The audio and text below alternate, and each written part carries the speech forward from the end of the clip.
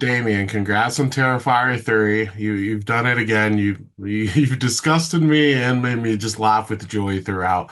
And Oh, one of the you get right into it with this film, and I feel like harming children is a line that like a lot of people find taboo, but I love that you're not afraid of it.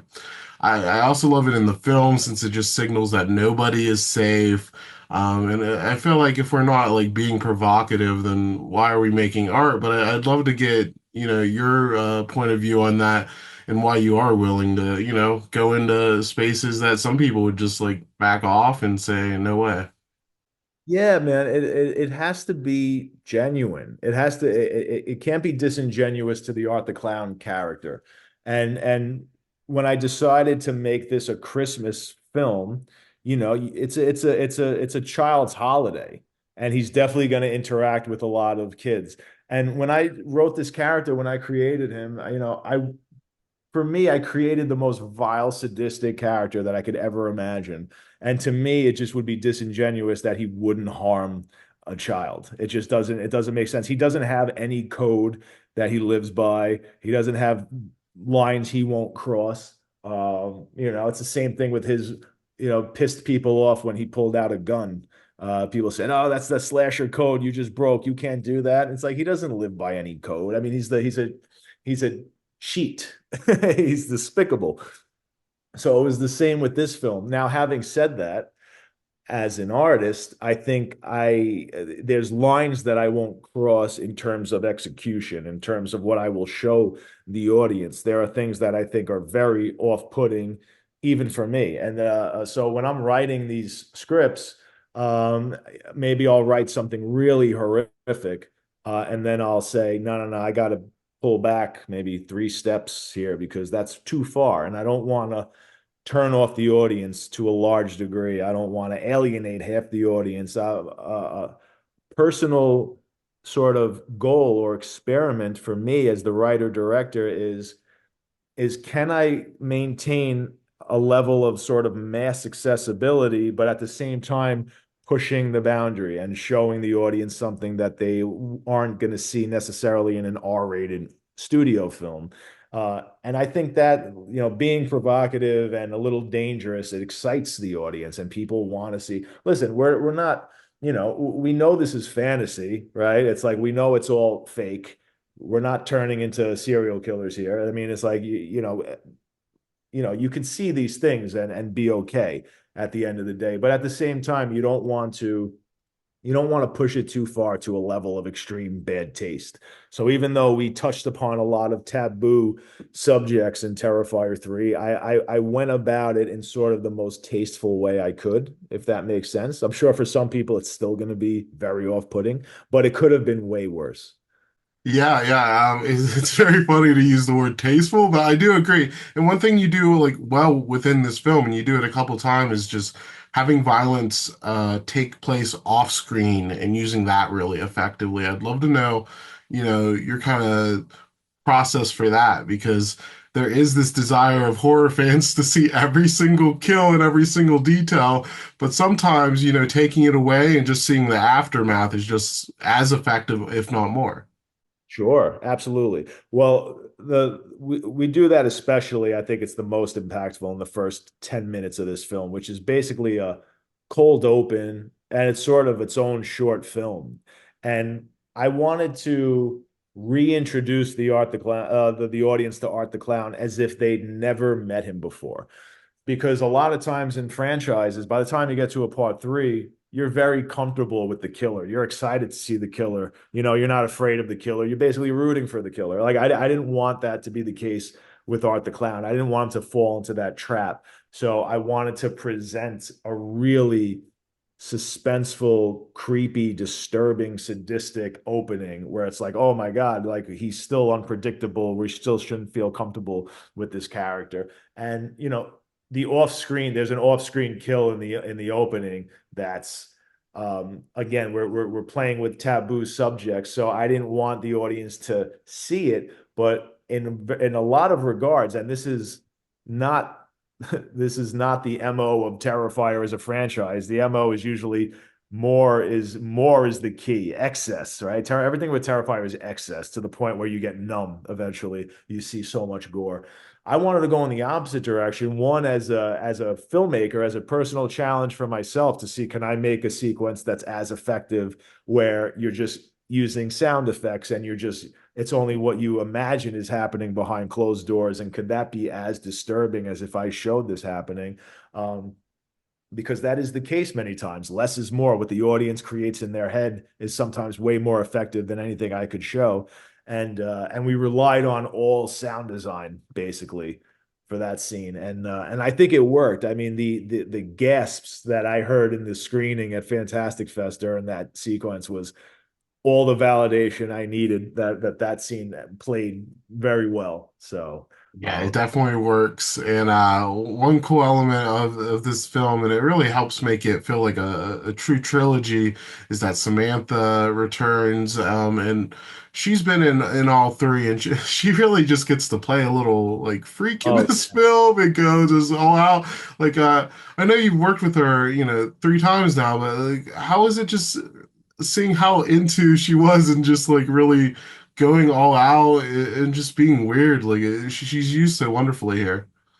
she's so wonderful. I mean, we probably one of the most exciting aspects of this film was her character and the just drastically new direction that we took her character in. Um, it was exciting for me to give her the opportunity to really play something different, and exciting for me to watch what she was going to bring to it as an actor, because I always wanted to give Samantha's so talented and she's bold and fearless. Like that's one of my favorite qualities of her, is how fearless she is. And she had to be really fearless in this role for a few scenes, and very vulnerable, like more vulnerable than she's ever been before in a movie. But thankfully, we trust each other. So she felt comfortable going to some of these really dark and twisted places. And it was also cool because it's something fresh within the genre. I mean, she starts out as the hopeful final girl in the original Terrifier, and then by the end, she's this horribly disfigured, mutilated, insane killer herself. And you don't know if you're ever going to see her again. And then I brought her back for the end of Terrifier 2, and she becomes this uh, pivotal sort of pawn in regards to how Art the Clown is reintroduced into our reality. And not only that, now she's possessed by the entity that is the little pale girl, and now she's living in the flesh. So it was a completely different character for her to play now. And it was also my opportunity to create a villain that's verbal, right? I'm known for the silent killer, and now she's just as sick and twisted as Art, but she's got a voice. So it was cool to find that voice as well. It just brought a whole new layer to this film that's very fresh. It's nothing. It's Yeah. unlike anything seen in the other two films. Yeah, and her and Art play off each other so well. It's so fun to watch. And you've already been open about Terrifier 4, and the film's ending definitely leads into where that's going to go. I was just curious where you are with that. Like, are you working on a script right now or just ideas? No, so when I wrote part two, I knew what the end of this franchise was. So then it just became a matter of, well, how many puzzle pieces do I need to get from here to there? So it should just be one more movie, unless it turns into something too big again, because nobody could deal with like a 2.5 hour slasher film. It's just too much to ask of people. So I mean, if it gets out of control, who knows where it's going to go. That's why I didn't want to, it wasn't even my intention to really announce that there's going to be a part four. The way that happened was we were at the Fantastic Fest screening. It was like 2:30 in the morning. We did a Q&A afterwards.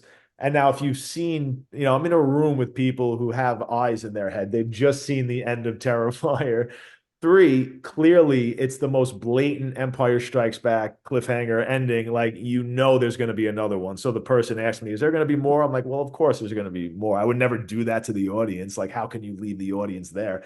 And then next day, it's like, Damien Leone announces Terrifier 4, for Terrifier 4, greenlit, this, that. I'm like, oh my God. I'm like, let's just get through Terrifier 3. So, but yeah, I mean, there is you will know the end of this franchise. Like it is a like concrete, solid sort of ending, but that doesn't when you see it. I mean, yeah, you'll know what it is. You'll know when this thing is put to bed for a while at least. I mean, we've opened up the door to the supernatural, so I could always figure out a way to bring Art the Clown back if I wanted to. But I want to just, I want to have a solid franchise, a saga that I could tell with a beginning, middle, and an end. You know what it is. You can walk away feeling satisfied.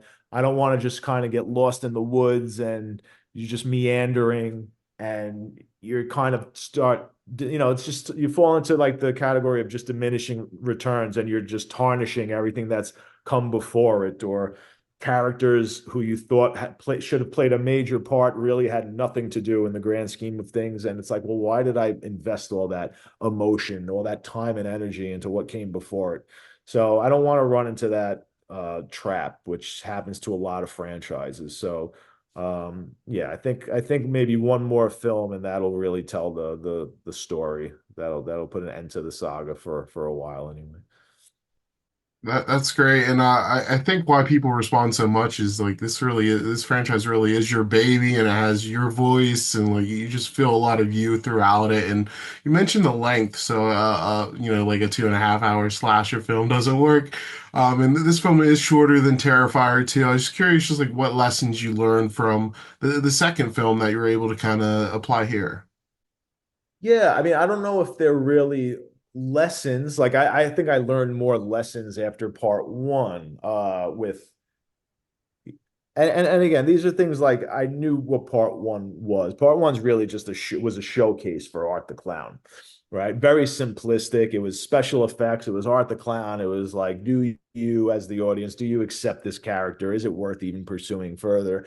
And clearly it was. So then when I started crafting part two, it was let's introduce lore now. Let's introduce a worthy adversary, a final girl that you could really get behind and root for, a hero that's going to carry this franchise. So, I'm happy with what Terrifier 2 is. I'm happy with the length of it. Now, but what wasn't working for people was a lot of people was the length. It was too much for just a mass audience. They, especially now we're living in TikTok era, and 2.5 hours, 2 hours, 18 minutes, which is the runtime of Terrifier 2, is a lot to ask of the audience. So I don't think it was a mistake, so to speak. I mean, that was just genuinely the movie, the story I wanted to tell. But, I don't want to double down on that now and say, well, you didn't like 2 hours, 18 minutes. Here's 2 hours, 40. Deal with it. Like that's not what I'm trying to do. I'm trying to make this as accessible for people while not losing what's important to the franchise. So, so that's the reason why it came in at now 2 hours. I think it's 2 hours and 5 minutes. So it's like 2 hours, not including credits. But this could have been longer again. My original cut was like 2 hours and 20 minutes, and I had to just cut out like 5 or 6 scenes because I really didn't want to deliver that 2 hour 18-minute movie again because it's a lot to ask. So but again, it has to be, doesn't mean I won't make a 2.5 hour movie. If that's genuinely the story I want to tell and I don't feel like it's dragging, or it's, again, I've spoken to people before. You'll hear people say, "Oh, there's all this filler in these movies that could be cut out," or unnaturally long. And I don't think that's a fair criticism. I think that they're underestimating, or they're not realizing that what's padding these runtimes isn't the stuff in between that you think is dragging. It's the big Art the Clown set pieces that make these movies unorthodox, and that adds to the longer runtime. Everything else, if you took it out, it would be just as long as the filler, so to speak, that's in your typical slasher movie. Your typical slasher movie is an hour and 20 minutes, an hour and 30 minutes, and your killer's only in the movie for 5 minutes, like 7 minutes. The kill scenes they equate to about 3 minutes of the entire movie. You know what I mean? So you probably have more filler and more drama in your typical, 108, your 80-minute slasher than you do in Terrifier 2. It's just there's so many big scenes with Art the Clown where he's toying with his victims for 4 minutes, where he's killing somebody for 4 minutes. And you don't want just one kill, you want a bunch of kills. That's what this franchise has become known for. So again, it's a very unorthodox slasher film, and I think it gets unjustly criticized for its runtime. No, that's completely fair. And this film flows really well. Thank you so much for your time today, Damien. And I will go on whatever sick, twisted ride you ever put out in the future. So, congrats.